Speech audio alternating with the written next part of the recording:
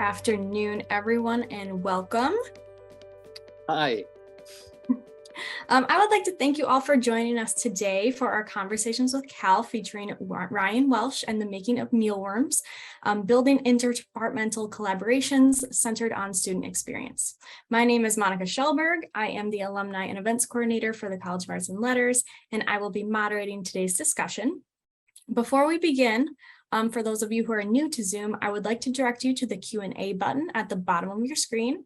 You may use the Q&A button to submit any questions you have at any point of the webinar. We will keep track of your questions and be sure to address them to our speakers here today after their presentation. I would also like to let you know this webinar is being recorded and will be posted on our YouTube channel within the next few days for those who could not make it today, or if you would like to watch it back at your leisure. The only faces that will be shown today and on the recorded version are those of the presenters, so you do not have to worry about your camera or microphone. I would now like to introduce our speaker for today. Ryan is an assistant professor of media acting in the Department of Theater. He has worked professionally as an actor, director, and writer in Los Angeles for nearly a decade.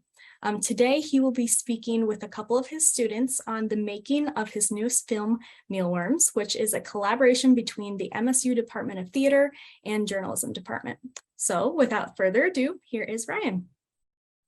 Hi, thank you so much for that introduction. I just want to give the shout out here. I'm with Ben and Advit. They were both heavily involved in the creation of this project. Am I good to share screen? Or we're going into it? Okay, then here we go. Let's dive in. Ooh. Okay. First of all, thank you so much for setting this up, having us here today. I'm really excited to be able to share this with y'all because it is the result of a lot of people working very hard to create a memorable and meaningful experience for our students, and for myself as well. It was rewarding in that respect also. The purpose of this is to give a look kind of behind the curtain at the process of what it took to bring this to fruition and some of the people that came together to help make it happen.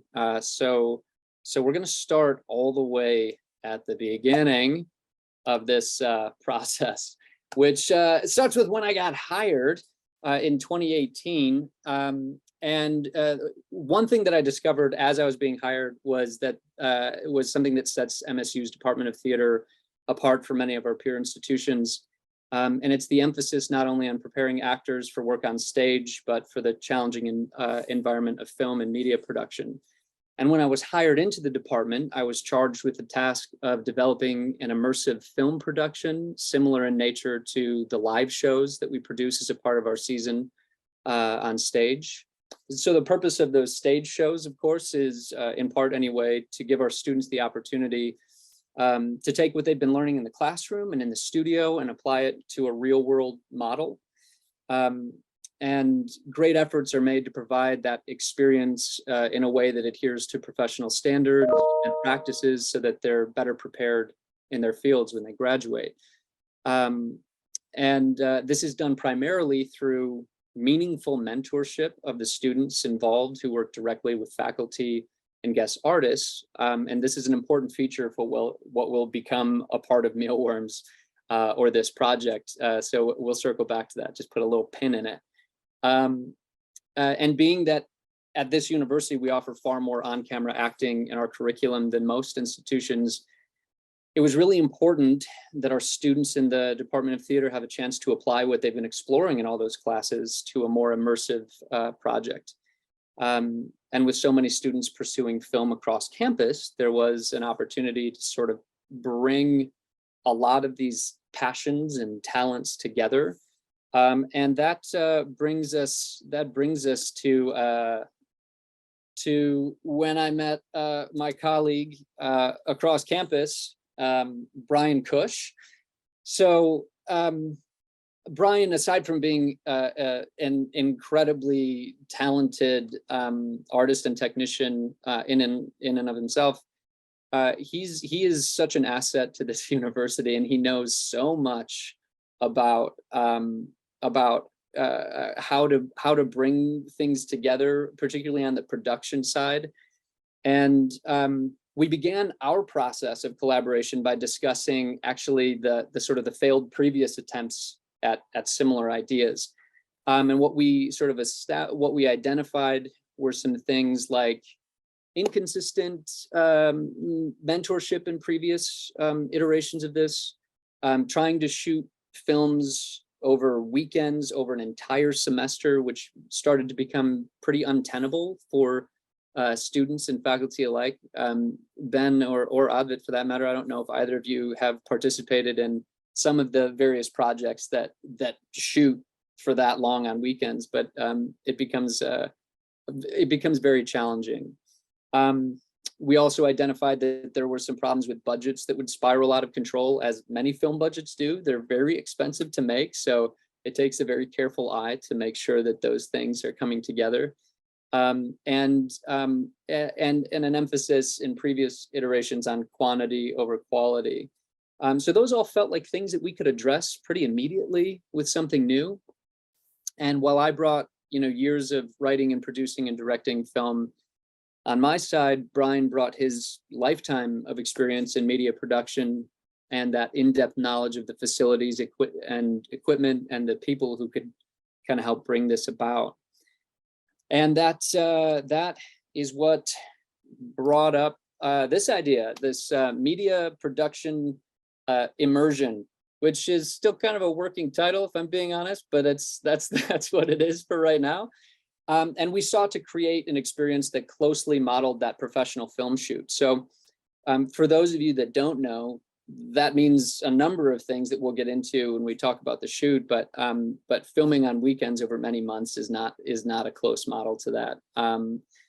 So here were some of the things that we identified that we wanted this to be. We were going to aim at shorter content, and there's that quality over quantity. That's 10 to 20 minutes of finished content, to be shot consecutively over 5 to 7 days. And we spotted an opportunity in that week after finals week in spring, where students may still be in town and can participate fully and give themselves over to that industry standard of 12-hour production days, without risking their studies specifically. So that was an important piece for us as well. And this was something we identified as well. Mentorship was really important with this project. So we wanted involvement of faculty and guest artists that would give students across departments really clear mentorship and experiential learning, and in a way that I sort of touch on this at the bottom of that little slide there, but creating an environment that was safe for failure by having the heavy involvement of faculty and a guest artist. Essentially, there were enough hands on that set when it came to it, and along the way that our students had a little more freedom to try things and to explore without it having mass detrimental effect to the final product or something. So we wanted student involvement at every stage of production. So not just students showing up on the days that we're shooting, but really enlisting students along the way so they can see, from script to screen, how is something created. And to me, that's very important as somebody who came up in a very entrepreneurial fashion, to give our students some of that experience of yes, you want to make something, you want to create, that's why you're all here doing this. Well, this is the process. So let's break that down step by step so we can all be on that journey together. So yeah, that's what was essentially proposed and what we had put together, which brings us to fall of 2019. And we had all the approvals that we needed, and we had a script that was not Mealworms. It was, at the time, it was called The Strange and Inexplicable Happenings at the Williamston Inn. This had been selected for a number of reasons, production-wise, which we'll get into in a second. And we'd gotten all the way through in that year, 2019, 2020, the selection of the script. We had all the approvals that we needed. We cast the entire film. We had our professional collaborators, our guest artists, booked and ready to come in to shoot. We had all of our student crew. We had all the rentals, and we had shoot dates in May of 2020, which of course led to an understandable cancellation of that project. We tried to remount that same film in the 2020-2021 academic year, and got through all of those same steps again. Every single one of those same steps, locations and cast, and we had to recast because some of our students had graduated, and then we had new crew came in because some of them had graduated, and we had a new guest artist, and we were a month out and we were canceled again. So there was that became a kind of a recurring theme for a minute there. But the reason I bring it up is actually to give some acknowledgement to students that worked very hard to help bring this about. And I believe that their efforts, though they were unable to culminate in the finished product, I believe their efforts still made what we did here possible. So after we got past all of that, we decided, rather than recasting a third time, that we would go for a new script search. So I enlisted, I created a small committee with an undergraduate student and a graduate student in the Department of Theater. And we put out a national script search. And it was sent out along professional writing networks around the world, really. We received over 150 submissions. We read all of the plays, or rather the films, and we had interviews with the finalists. So one thing about this, the reason this was important, so I'm going to sort of call our attention back to the idea of spiraling budgets.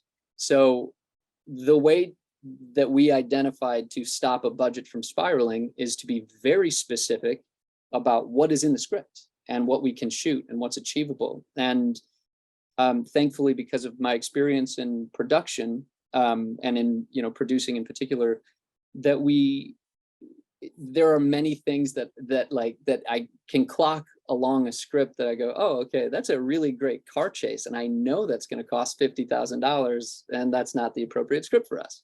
So we had a set of parameters. The scripts had to be 10 to 25 pages, which in film terms, that amounts to 10 to 25 minutes of content.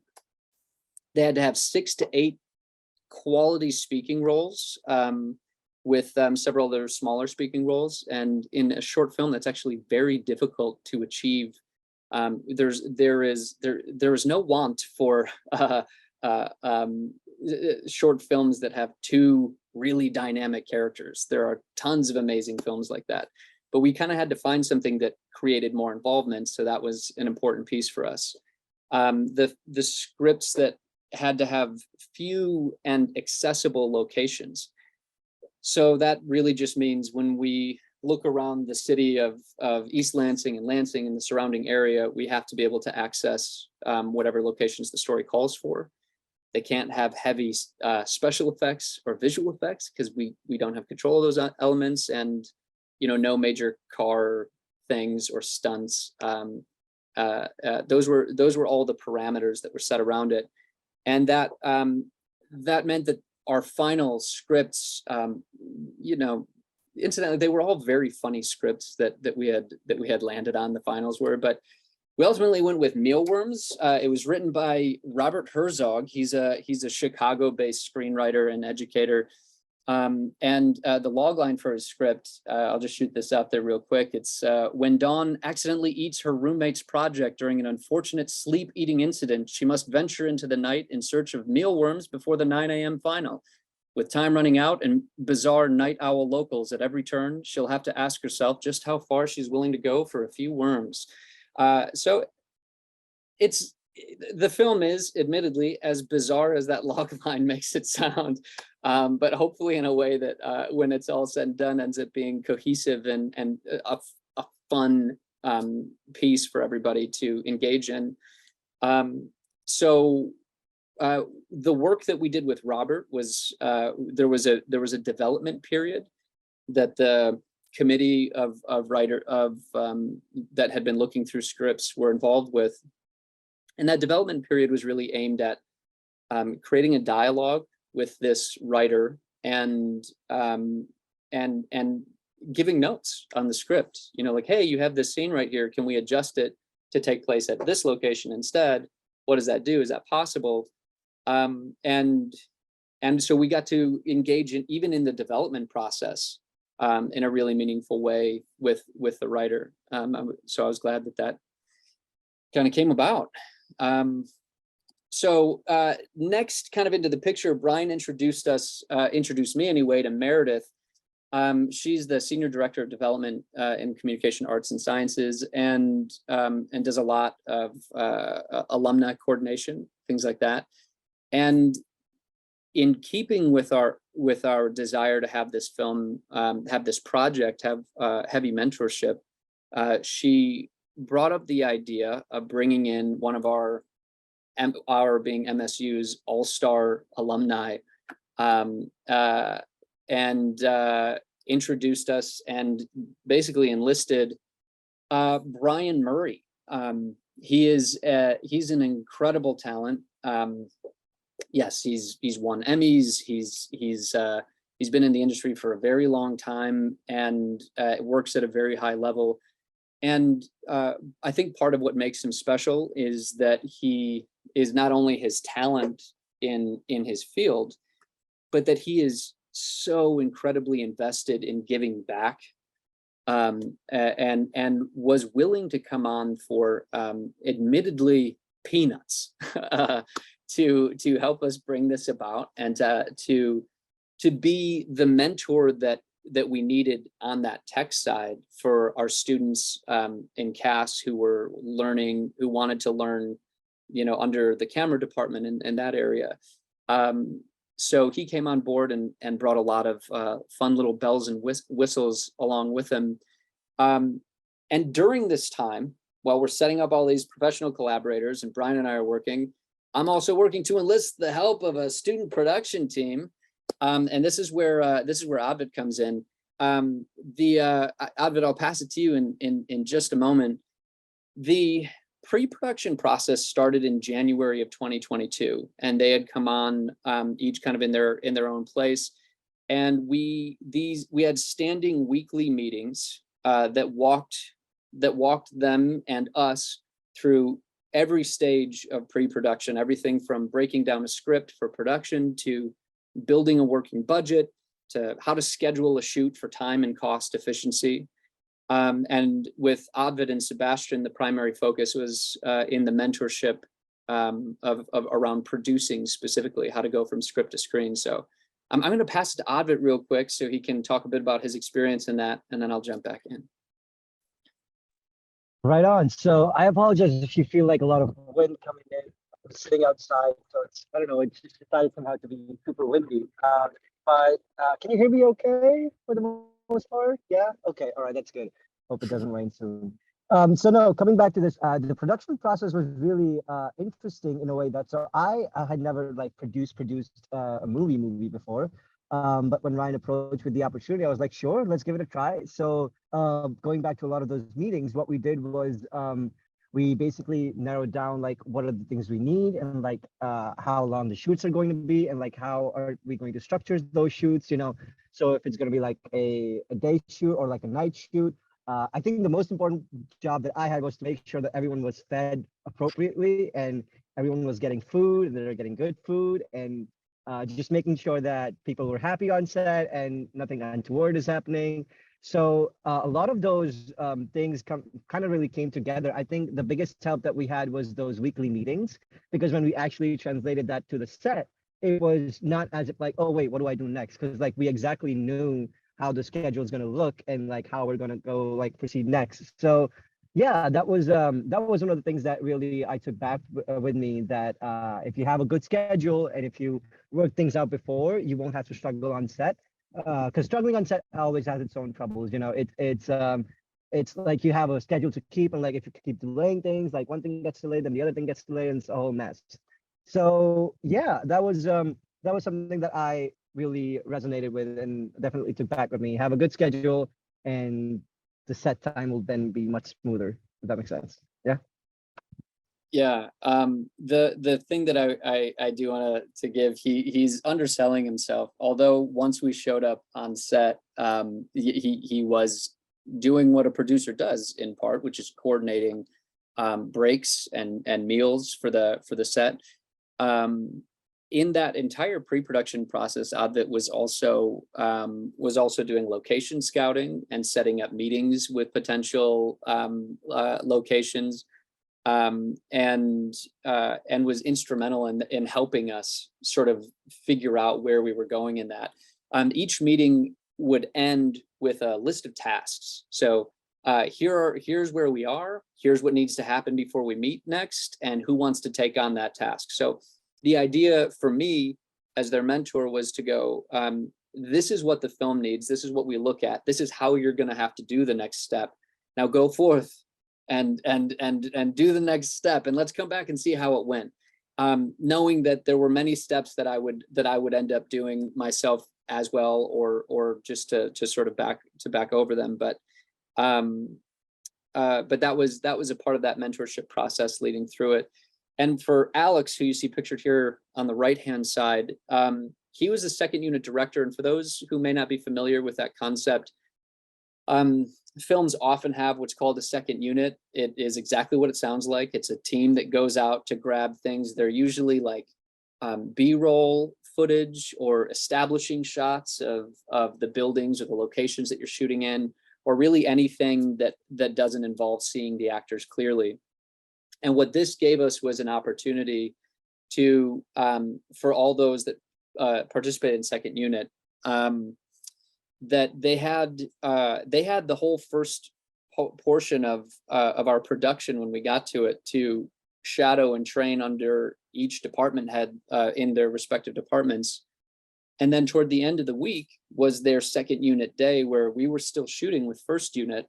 And we said, okay, Alex and team, go off and get the footage that you need to get. You're on second unit now. You know what you're supposed to get. Let's go through that and make that happen.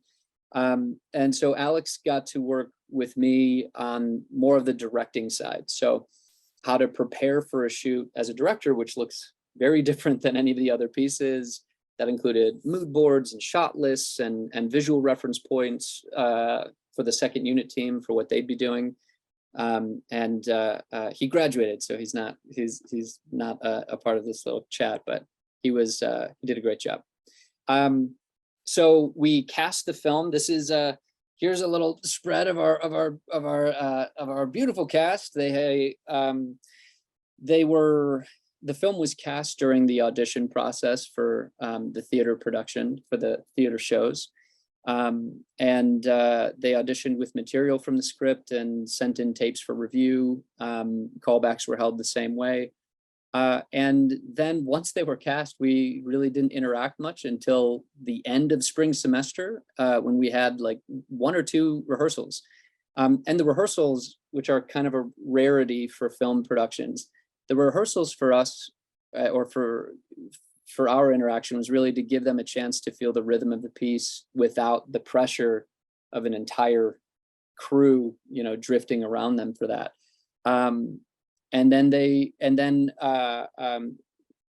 What this essentially sort of led to eventually was that I had to do what every director has to do and extend the trust to the actors, that they would show up on the day and they would have everything fully embodied and fully prepared and ready to go, so that our collaboration is more about shaping the performance than it is about building the performance. So there was a really nice sort of handoff there. But I will hand off to Ben here, who is a member of the cast, and if you want to introduce yourself and chat a little bit about your experience there.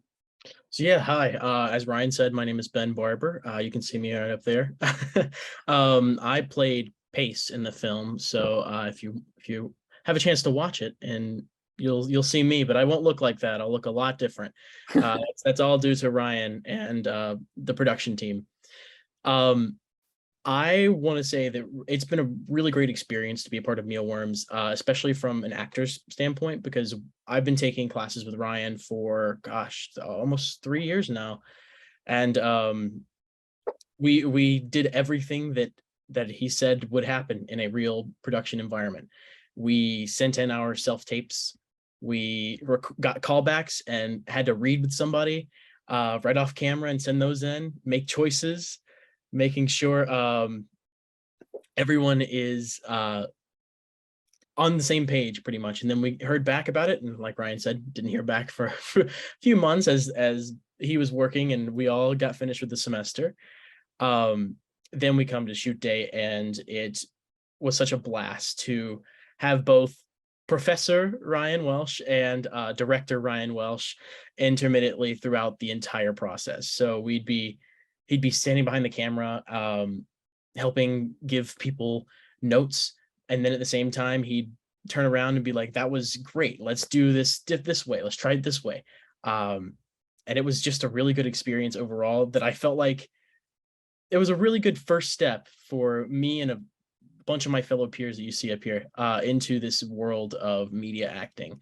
And I couldn't thank him enough for it. And I hope it continues on. So Thank you for that. Yeah, and the bringing up there was a really fun. It was fun for me as well as to be able to work with them, not only in the capacity as their teacher. And I would sometimes sort of step out of that director role to be like, hey, let's break down this idea. Let's break down this concept that we're literally experiencing right now in this moment, and talk about it from a pedagogical standpoint, from a learning standpoint. And then I could sort of jump back in and be like, all right, now get it together because we're going to do another take. So it was fun to sort of navigate those as well. We also have a testimonial. Jewel played Dawn in the film. That's the lead. Can you see her video? Did it pop up? Okay. So hopefully you can hear this okay. But she wanted to chime in a little bit. Hi, my name is Jewel Redmond and I play Dawn in Mealworms. That is very quiet. The Mealworms experience was probably the most fun I've ever had in my life. I think learning these skills and the things about the film set and the film industry and having the experience to be behind the camera and work and be on a film call time, and just everything about how raw it was and how exciting it all was. I obviously had a luxury of being on set every single day as opposed to a few of the other actors, but I can't think of a better way to have it. I really appreciated the fact that I was able to have such a great opportunity, so I really want to thank Ryan and the entire department. But I think that I only have great things to say, but I think that having a film sort of initiative is really important for the department, especially because there's usually just theater driven areas, and a lot of these people are trying to get into the film industry, and without ever stepping foot on a film set is really difficult for a lot of people to do. I think having this experience definitely gives me a leg up because I know how to act. I know what film etiquette is like. I know how the film set works. I know how fast paced it is or slow paced it can be. I think that the entire experience was really, really beneficial to me, and it just makes me want to do more things and have more experiences with other film directors or even student films to see how things range. I really, really love this experience. I'd be happy to answer more questions if this wasn't enough, but I really, really enjoy the experience. So yeah, thank you.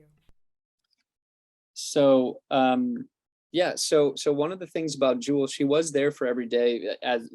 Given the role that she had, she was there every day, which amounted to about 60 hours of production over 5 days. And one of the things that her and I worked on before the shoot came up was having conversations about the type of endurance that requires, and how to take care of herself, and how to take space and take time during those production weeks, because it's very easy, particularly in this group where everybody knows each other so well, to feel like you kind of have to play and socialize in between takes, and some of that's okay, but we had a lot of conversations about this is how you protect your energy level, because you know this film is going to cut to you a lot, and you're going to have to show up over 60 hours in that week, including night shoots. And I'm happy to say she really rose to the occasion. It was really exciting to see her kind of go through Can that. I add something real quick, Ryan?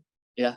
Just to that. So it's interesting you bring up the point where you said Joel to conserve their energy and like, you know, how to preserve that. And I remember Ryan also mentioned this to me and Seabass and a couple of other peeps that since Jules is going to be set on every day, we should make sure that she's feeling okay. And if there's anything she needs, we try our best to accommodate that. Just because a lot of it just goes back to, making sure that the actor is going to be there every second, every like they're gonna have their face in front of the camera almost all the time. So there's definitely that fatigue that happens. So it's interesting to see how like you had different directions for both of us. So yeah, I can see like how that creates a more holistic picture where everyone's taking care of themselves.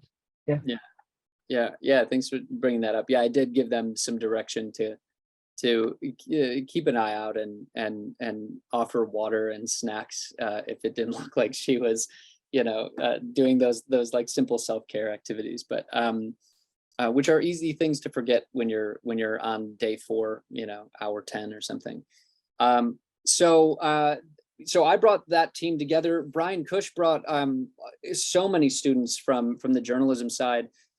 That camera team, George, Sydney, and Nolan, worked directly under Brian Murray for the duration of the shoot, and there was a really great rapport between them, and watching Brian sort of teach them step by step, like, hey, this is how you read about doing this, but this is the real way of doing this, and these are the corners you can cut, these are the corners you can't cut, this is how this needs to look. In the G&E, that stands for Grip and Electric. With that team, Brian Cush was our faculty mentor for that, and he was on set helping guide that at every step of the process. And then I was mentoring the folks in our art department, and I was so thrilled with the work that they did. And we had meetings through pre-production as well, sort of going, these are each of our locations, this is our budget, minimal, so let's get creative and figure out how to make this location tell the story visually that we want it to tell. And then they were present on set in the day-to-day to reset the set between takes, to set up the location, to problem solve, and that was and we had these students that are pictured here were also heavily involved. Dylan Kissel, our production sound, is actually a graduate candidate at MSU, and brings a lot, just in his own experience, brings a lot to the table. So I was happy to see him be able to both be like a bit of a mentor and also still be in the space of learning. He navigated that very well. I was really impressed by that. And Sarah Kaczynski was our first assistant director, which is a super demanding job. And she was with us very early on in the pre-production process and a part of that planning. And I was happy to be able to mentor her and Cora in their roles in this film. So those were some of the incredible people that were involved. The roles would shift sometimes, particularly among grip and electric and camera, if somebody wanted to explore something else. And then by the end of the week, they were given more and more responsibility. So like, hey, you've been watching this for, the first 3 days of production. We're on day 4 now. You're going to take this one. Let's see how it goes. And it didn't always work. And that was okay. That's the whole point of what this experiment was. It was to say, it is okay for you to try this now because you have you have some experts in the room that can help identify where the problem may have occurred and help you correct it. So it really was the definition of experiential learning in that respect. So our shoot was, as mentioned, comprised of 5 days of principal photography. In total, this production has involved more than over 30 MSU students. We had community partners opening locations for production. Shout out to Solden's Pets and Okemos. They were we had a great time shooting there. And there are two things, the bottom two things I just want to bring some attention to. It was one of the reasons we wanted to do this was to model positive collaboration and problem solving without panic. Every film requires problem solving. Every film has something that goes wrong. And while we recognize the educational value of saying, hey, students, here's a camera, go make a movie. We wanted this to be an experience that allowed them to see like, oh, this is what a functional set looks like. This is what a functional set feels like. So that when they get that camera and they go out, they know what they're aiming for. They know what they have the example of like, oh yeah, okay. So this is how we problem solve without panic. And this is how we collaborate and maybe even disagree in moments and still come to terms in a way that keeps the set a positive space and a safe space. Yeah, so there was that. And we are currently in post-production. So there's one cut that's been completed, and the second cut is coming in actually tomorrow. I'm very excited to see it. But these were some stills that were pulled from throughout the shoot. So each of these required literally every hand on set fulfilling that function and fulfilling that role to bring this all about, and became, you could see Ben there with his face tattoos, and you can't really see it, but he is sporting an incredible mohawk that I technically did not ask for, but he got it anyway, and it was the best. So we were super psyched about that. And I have a little sneak peek, so enjoy, and then we can do some questions and whatnot. Y'all see this all right? Okay. Oh, did I tell you in the 5th grade, our science teacher let us eat mealworms? He fried them up in batter. Eating them is not in my lesson plan.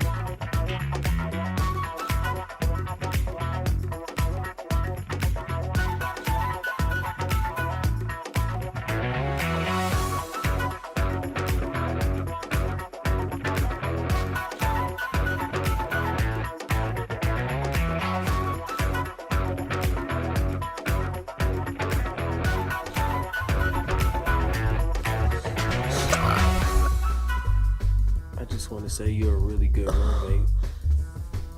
Yeah. Can't stress aside all the mistakes. We all make them. You're doing the best you can.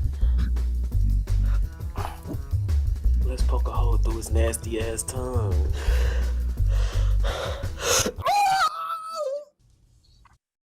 Okay, so that's it. I'm going to stop this little share here, but yeah, that's a little sneak peek of some of the oddities and bizarre, narrative that we get with the story, but it's, as an FYI, it's not color corrected yet, and obviously it's not sound mixed, so it's so yeah, but that's the last of the disclaimers that I'll do.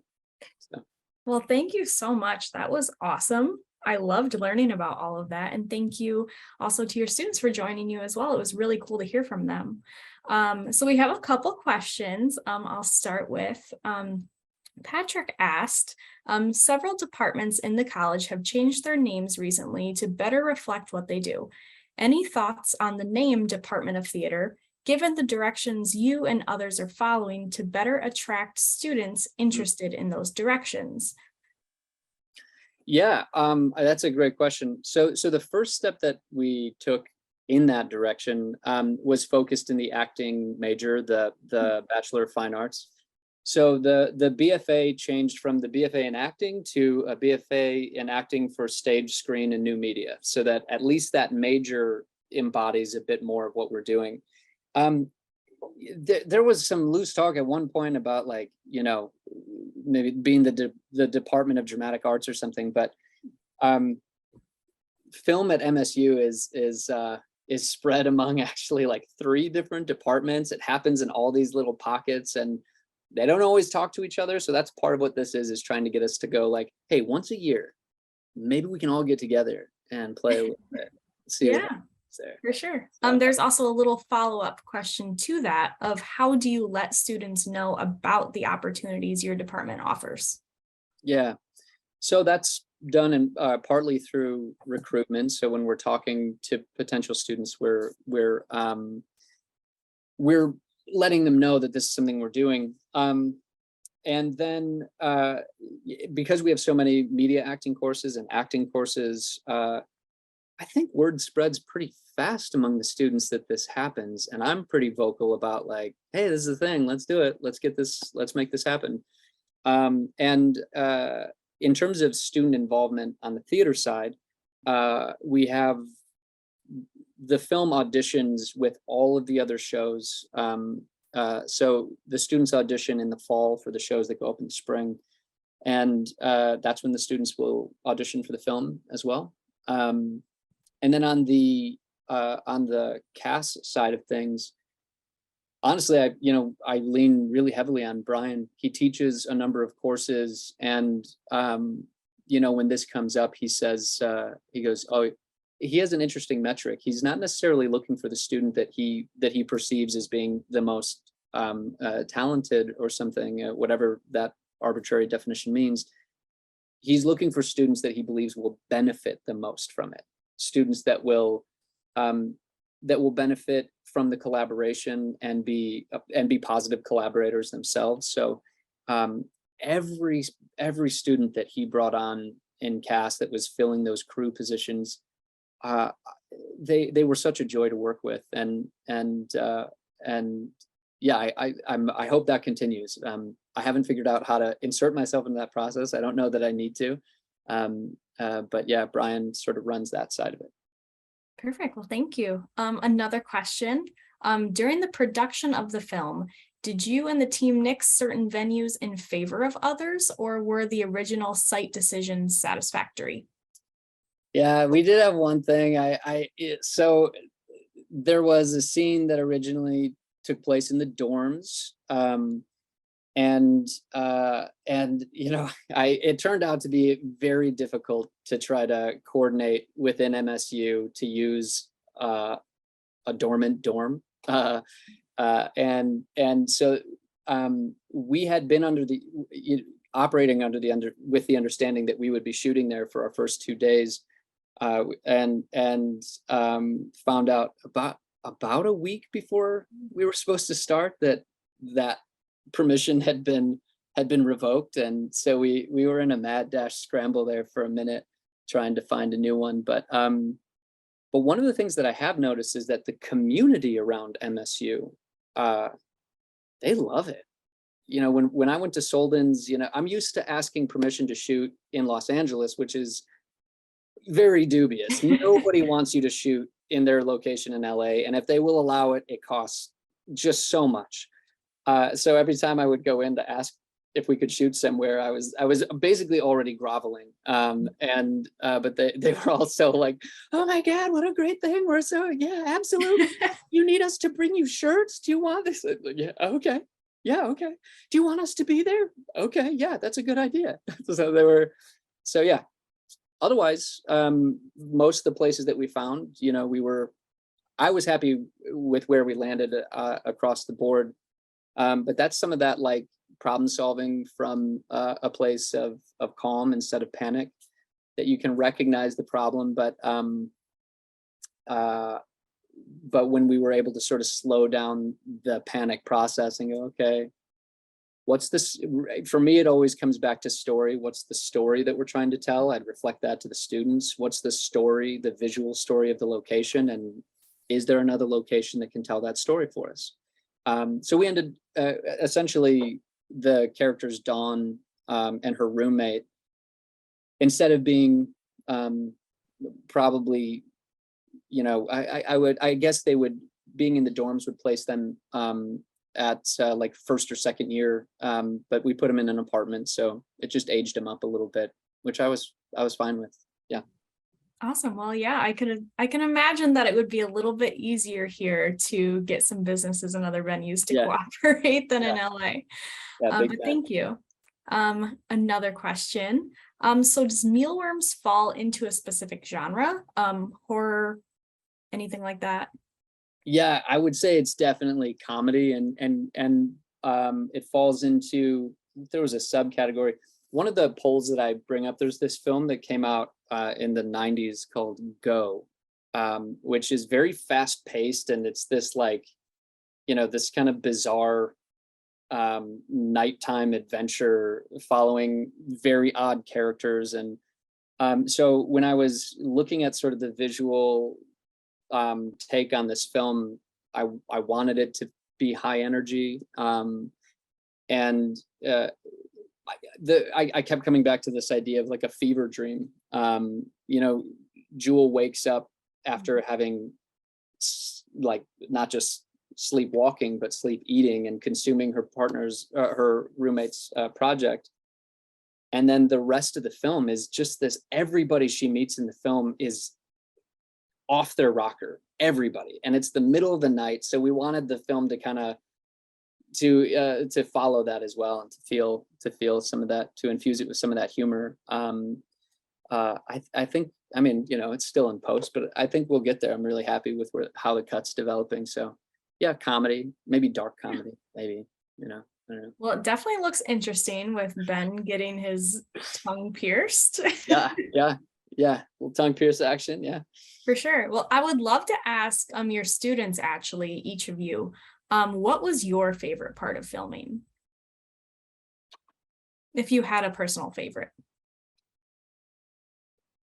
I think I would echo Jewel, Dawn in the show, that it was a really great experience for all of us to be able to be on a film set for real, because not everybody gets that opportunity, especially when you go to college for theater specifically.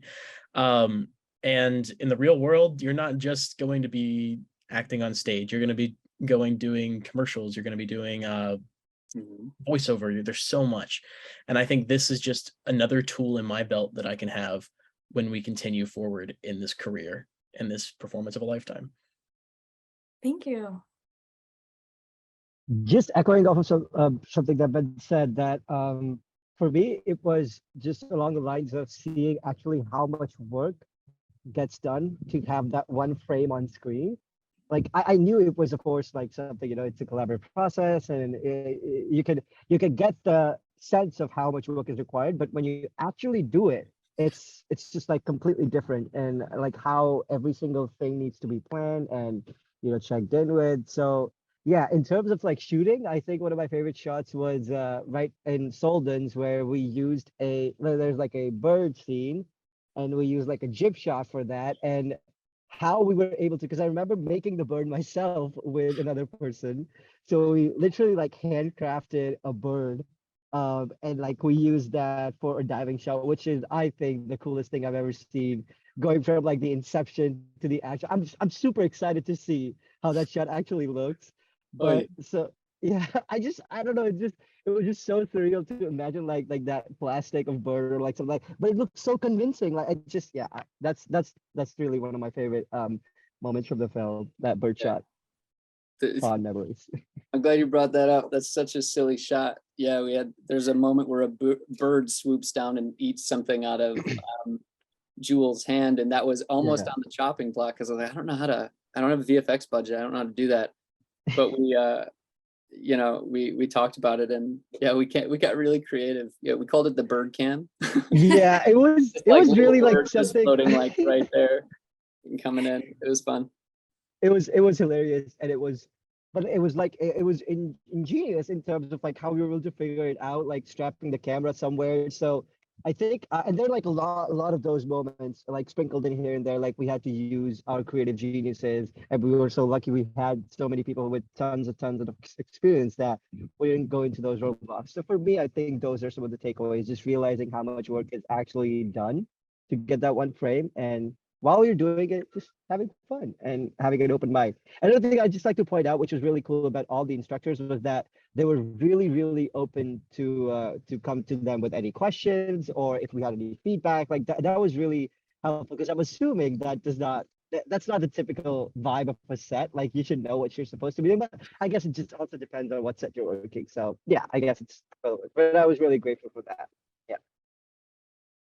Awesome. Ryan, do you have a personal favorite moment as well of filming?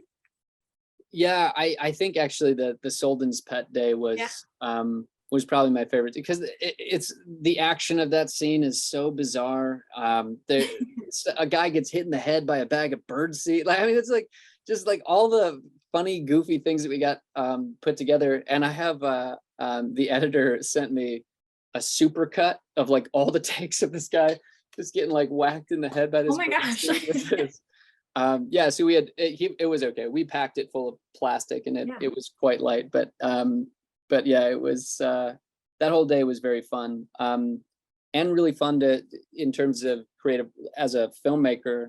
Some of the creative problem solving in the storytelling for how to make some of those moments kind of hit where we want them to with comedy without going too far into kind of camp. There's an appropriate amount of camp, I think, but we didn't want to lean too far into it. So perfect. All right. Well, we have a couple notes from Jackie Mackey. She's one of our awesome regulars here on Conversations with Cal. One note that she put is pandemic-induced perseverance and determination and adaptability. Good for you, Ryan, and valuable life lessons for your students. Ah, sweet. Another one is love that Mealworms plots, high drama, undergrad style. Yeah. And then thanks for telling us what's happening in your teaching/learning world. Looks like fun. Okay, awesome. Yeah, Thank you so much, Jackie. Yeah, thank you indeed. But that is all of the questions that we have. If there's anything else you guys would like to add before we sign off. I'm good. I just thank you so much for facilitating this conversation and allowing us to really give some insight behind it was a lot of people working very hard to students and faculty alike to create a memorable experience. So thanks for giving us the space to share it. Absolutely. Well, thank you, Ryan. Thank you, Ben. Thank you, Avid. I would like to also thank our attendees for taking the time out of their day to watch. It means a lot for us, and have so many donors and alumni that care about the work and the research that we are doing here at the College of Arts and Letters and beyond. So I hope you have a great rest of your week, and go green. Go white. Go white. Thank you. Thank you, guys. Bye. Thank you.